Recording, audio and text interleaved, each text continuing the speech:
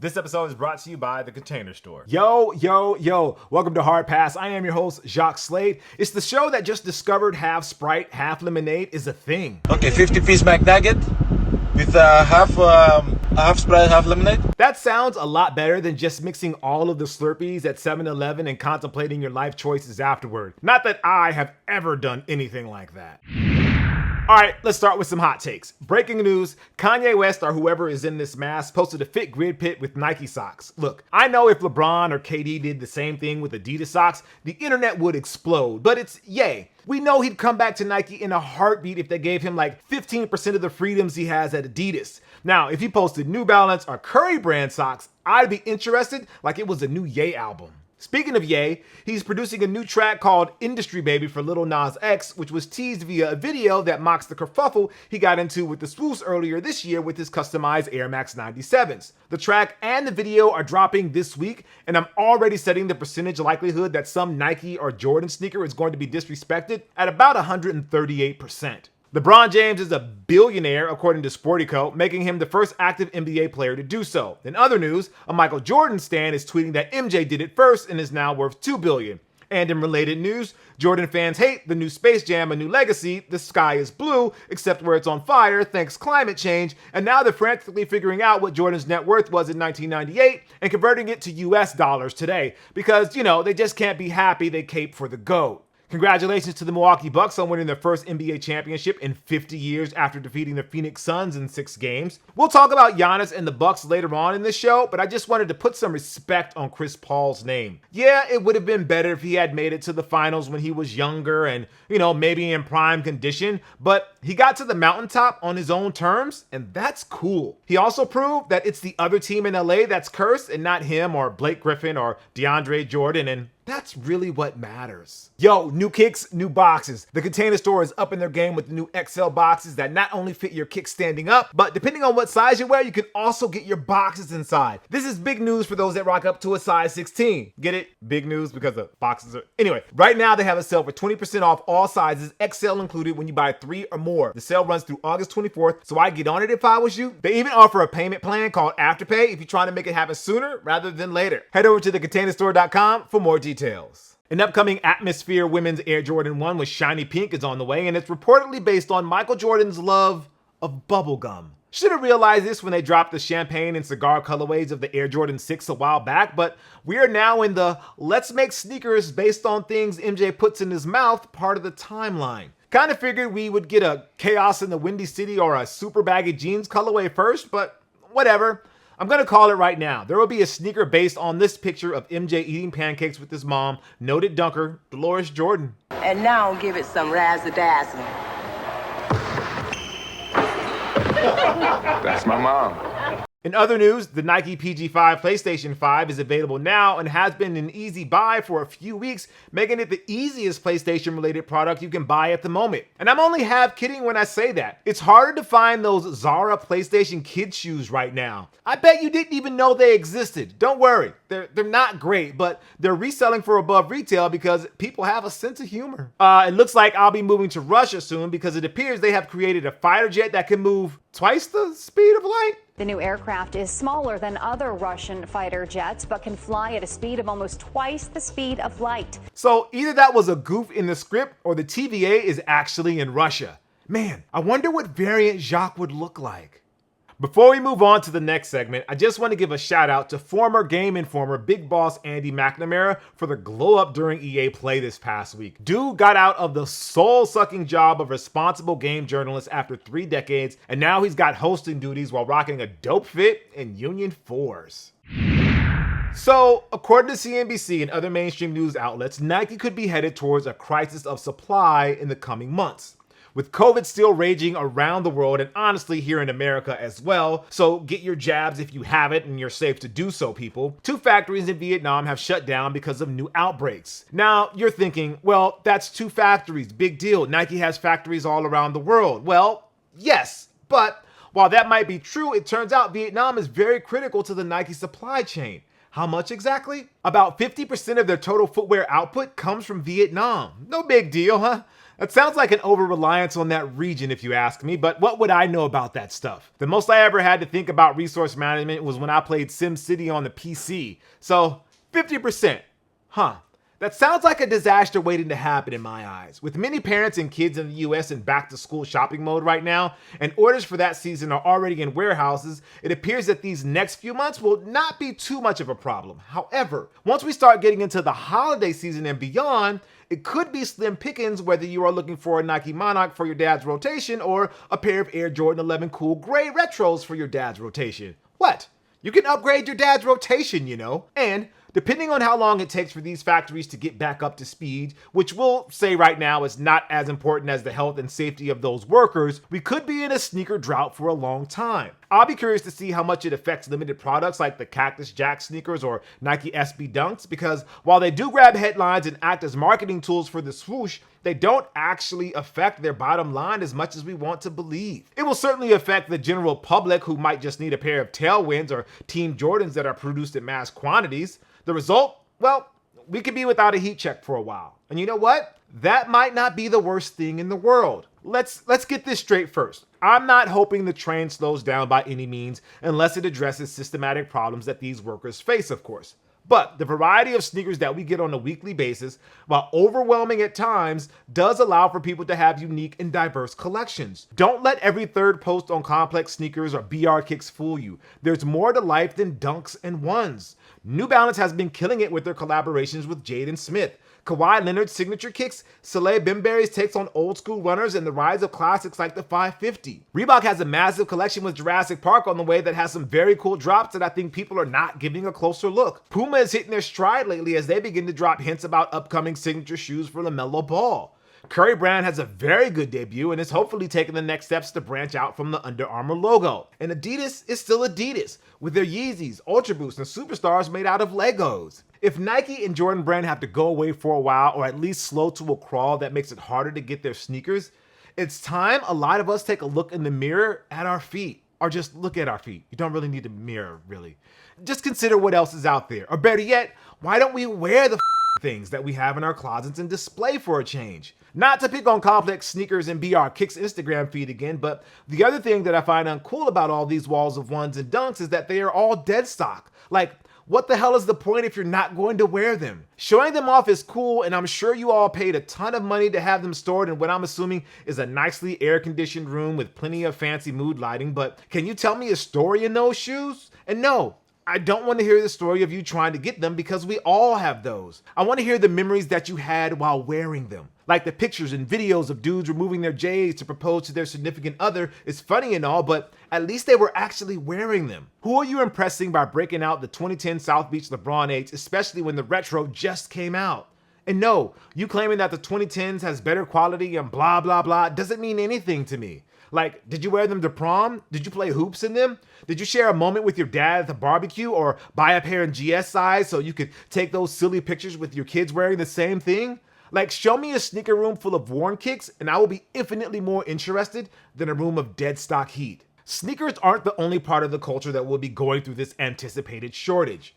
When the pandemic was shutting down everything, we were worried that there would be no new movies and TV shows down the line. It forced us to do a lot of rewatching and rediscovering of classics we may have missed. Shortages in PS5s and Xboxes and Nintendo Switches are giving life to the PS4 and Xbox One and extending their cycles. So sneakers could be next. Now, I could be misremembering things, but I don't recall the pandemic really slowing down sneaker culture.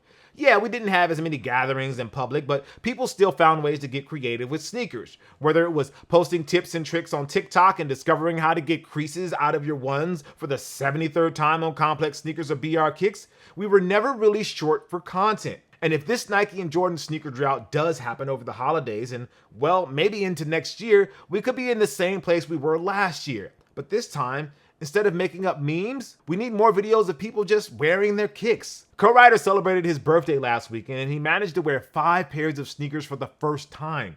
It wasn't because he wasn't wearing his kicks, it was because he forgot he had them. It's a similar problem that I have, although in my case, I do keep certain pairs unworn because they're reference material at this point for the show and what I do. But if you see me out there in the streets, don't be shocked to see a pair of beat up black cements or the new LeBron Palmers or some Yeezy foam runners. I'm just kidding. I don't have foam runners. I'm over the age of 18. They all need to be worn at some point, or they end up looking like this.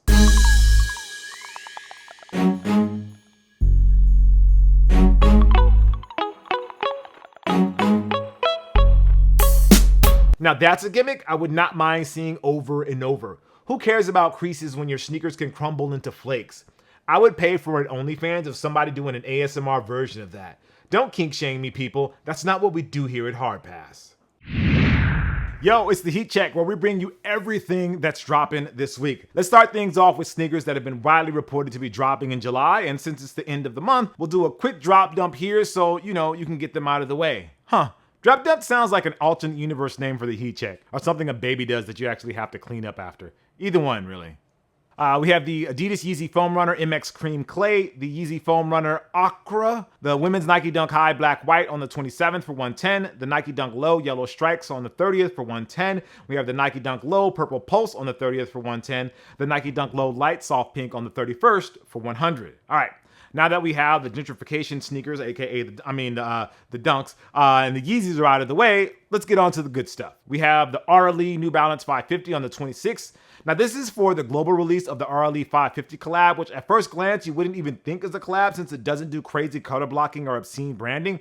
It looks like that's kind of the point of the collab, and I like it. Undercover Nike Dunk High 1985 on the 28th for $150. The UBA gets the spotlight in this true to the original retro of the Dunk High. What's that? You've never heard about the totally real and not made up basketball league called the UBA?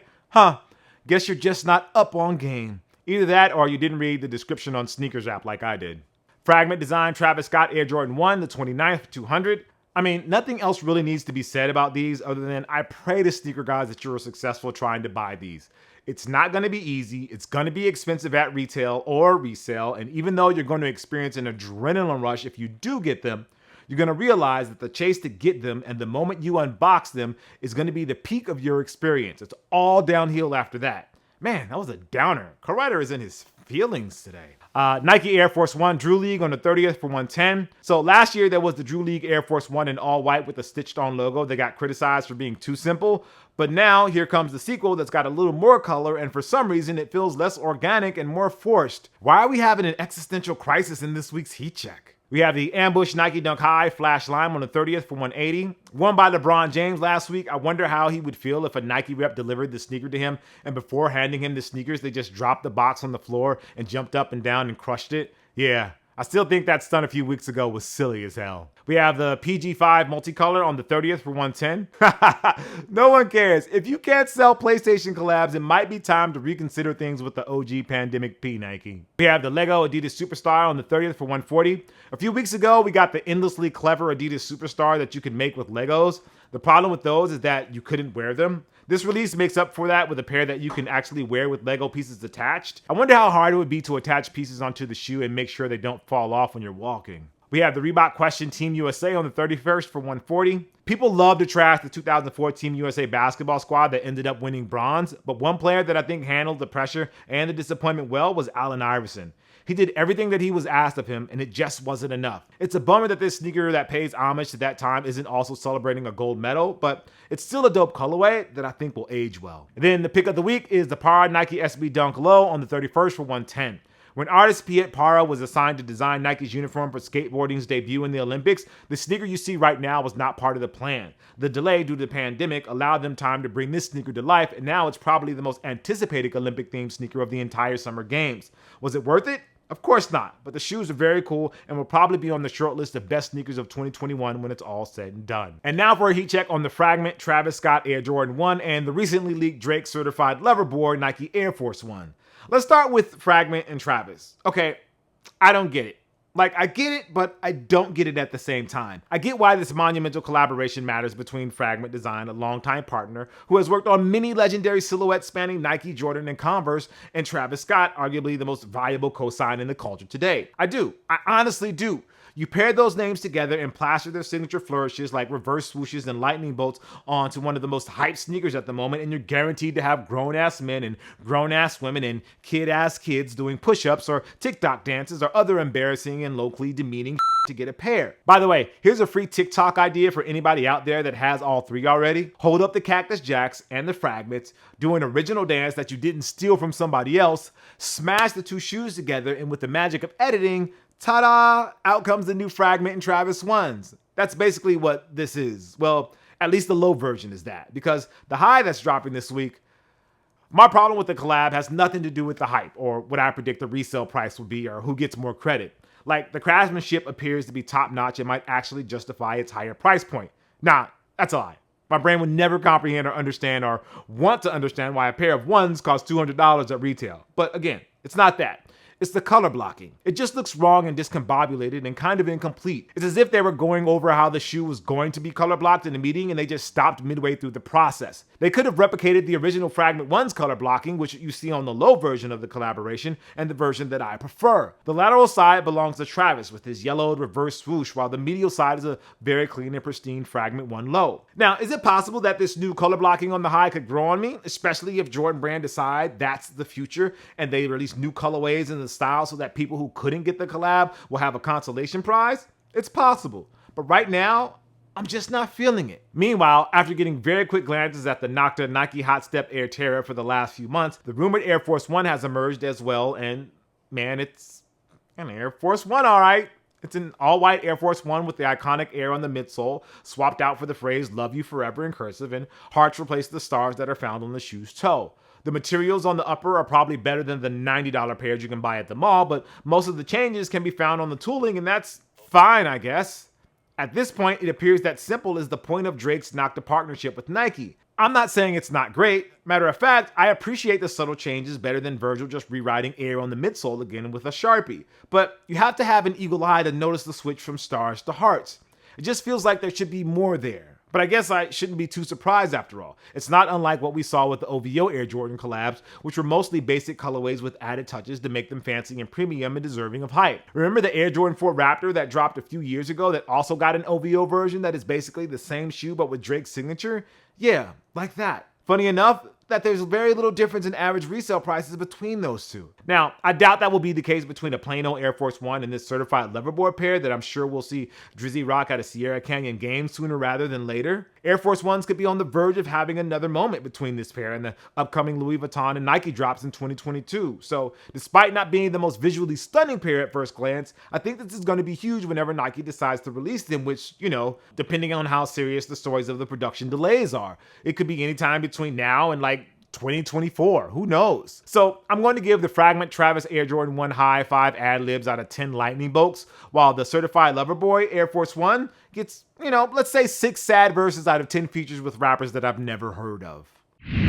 It's time for this week's Hard Pass, where we take a look at something in the culture that just needs to go. Like giving a shit about TV ratings for billion-dollar enterprises. All throughout this NBA Finals, there was a lot of chatter about how this series was going to ruin the NBA because it did not have the marquee franchises like my 17-time world champion Los Angeles Lakers or the Boston Celtics, or the big-time media markets like New York, or the biggest stars like that trio that they have on the Brooklyn Nets, or the other supposed team in LA put together. This was going to be the beginning of the end of the NBA because no one was going to watch, which is bull.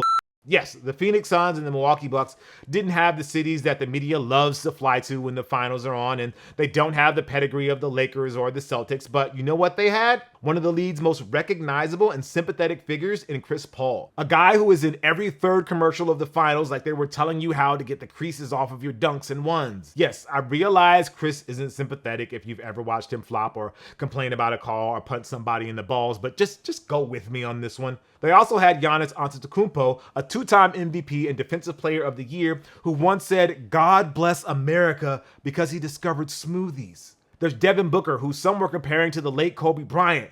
Whew, those were hot takes if I ever saw one. He's also dating a Kardashian and a Jenner, or Jenner or Kardashian. I don't know. For all my people who are into that messy stuff, you know what I'm talking about. That's plenty of star power in my opinion, and none of it has to do anything with LeBron, who, you know, is getting close to retirement even if we don't want to admit it. Like, the same people who love to talk about TV ratings are the same people who complain that we talk about LeBron too much. You know who could solve that? Watch these finals so people aren't just talking about LeBron's business partner Rich Paul bringing his data Dell to the game. We need the champion CP3. We need the champion Giannis. Well, champion Giannis doesn't need our help because he actually won the championship, but you see what I mean here. Who cares that he plays in the small market of Milwaukee? Nike doesn't care, and he's on to his third signature shoe already, which I have to say appears to be a step up from the first two if we're just talking about aesthetics. If you've ever wondered what it would have been like if Kevin Durant had led Oklahoma City to a championship that year they faced Miami, this is how it would have looked. And now that we've seen it, it's pretty cool. Check out the scene just outside the arena. The Deer District was the place to be on Tuesday night, assuming you were vaccinated and not acting like a fool, of course. Is your excitement really dampened because it's not New Yorkers surrounding Madison Square Garden or Angelenos surrounding the Staples Center to support that other team? I mean, I'm not sure they have enough fans to actually surround the Staples Center, but you get the idea. Like, do you have friends who think about TV ratings even though they don't work for the networks? Like, oh yeah, Giannis is cool and a two-time MVP and whatnot, but you know what would be cooler? If it was RJ Barrett and Julius Randle and Knicks in blue and orange? Yeah, I can't relate to somebody from Wisconsin. Huh? Who thinks like that other than people who work for ESPN and are dreading Milwaukee because it doesn't have a fun nightlife? But there are plenty of people like that apparently, especially on NBA Twitter. If you have any friends like that, get away from their weird asses. At the end of the day, it could have been Portland and Indiana in the finals, and you know what? It wouldn't have mattered. As long as the stars in the game are compelling and the games are well played and the storylines are fun to follow, that's what matters. Leave the talk about TV ratings and big markets to Adam Silver and league's executives. If the NBA could survive the San Antonio Spurs playing the New Jersey Nets and the Detroit Pistons in the finals with Tim Duncan as the headliner, a superstar like Giannis but with 10% of the charisma, then I think they can handle the Greek Freak dominating the league for a few years. But if Giannis wants to do his dominating in purple and gold, I take back everything I just said in this hard pass. Big market teams matter, and Giannis will be an even bigger star if he comes to the most must-see, most relevant, and most important franchise in all of sports, my 17-time world champion Los Angeles Lakers, baby. He tweeted years ago that he wouldn't leave Milwaukee until he brought them a chip. And now that he has, he can come home and play in the city of champions. See you in a few years, champ. Unless you want to come next season. We can offer Kyle Kuzma and like a few second-round picks or something like that. I don't know the details, but that sounds like enough to me. And that's going to do it for the show, guys. Thank you for watching Hard Pass. I'm Jacques Slade. I'll see you next week, but not before I show you how co-writer feels sometimes when he's writing an episode and he can see the finish line, but he just doesn't have the energy to get over the hump.